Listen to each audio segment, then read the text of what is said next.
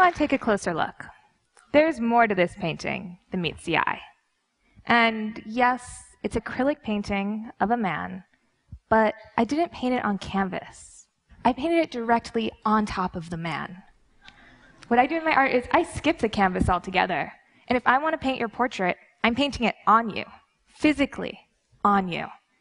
That also means you're probably going to end up with an ear full of paint, because I need to paint your ear on your ear.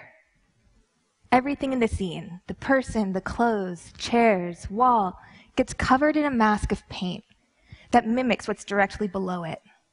And in this way, I'm able to take a three-dimensional scene and make it look like a two-dimensional painting. I can photograph it from any angle, and it will still look 2D. There's no Photoshop here. This is just a photo of one of my three-dimensional paintings. You might be wondering how I came up with this idea of turning people into paintings. But originally, this had nothing to do with either people or paint. It was about shadows. I was fascinated in the absence of light, and I wanted to find a way that I could give it materiality and pin it down before it changed. I came up with the idea of painting shadows. I loved that I could hide within this shadow my own painted version, and it would be almost invisible until the light changed, and all of a sudden, my shadow would be brought to the light. I wanted to think about what else I could put shadows on. And I thought of my friend Bernie. But I didn't just want to paint the shadows. I also wanted to paint the highlights and create a mapping on his body in grayscale. I had a very specific vision of what this would look like. And as I was painting him, I made sure to follow that very closely. But something kept on flickering before my eyes. I wasn't quite sure what I was looking at. And then when I took that moment to take a step back, magic.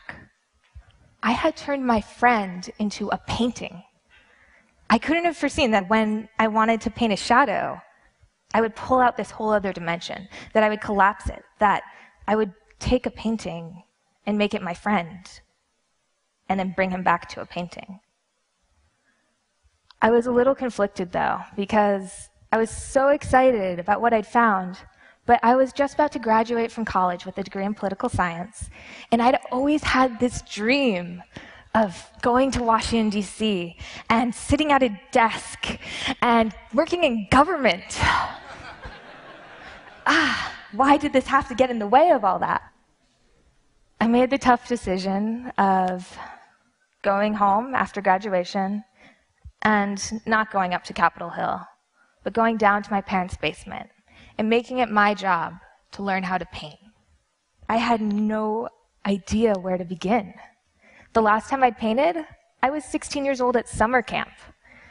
And I didn't want to teach myself how to paint by copying the old masters or stretching a canvas and practicing over and over again on that surface, because that's not what this project was about for me. It was about space and light. My early canvases ended up being things that you wouldn't expect to be used as canvas, like fried food. It's nearly impossible to get paint to stick to the grease in an egg. Even harder was getting paint to stick to the acid in a grapefruit. It just would erase my brush strokes like invisible ink.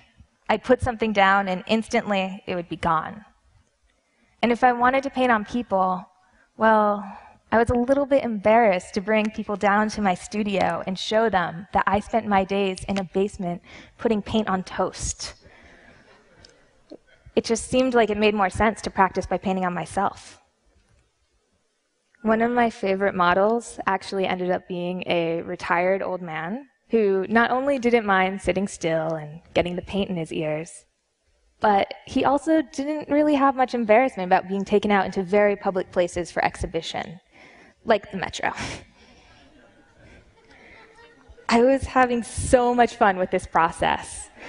I was teaching myself how to paint in all these different styles, and I wanted to see what else I could do with it.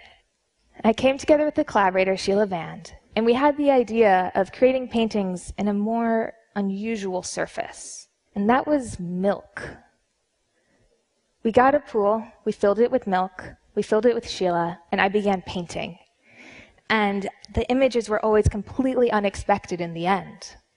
Because I could have a very specific image about how it would turn out. I could paint it to match that, but the moment that Sheila laid back into the milk, everything would change. It was in constant flux. And we had to, rather than fight it, embrace it, see where the milk would take us and compensate to make it even better. Sometimes, when Sheila would lay down in the milk, it would wash all the paint off of her arms. And it might seem a little bit clumsy, but our solution would be, okay, hide your arms.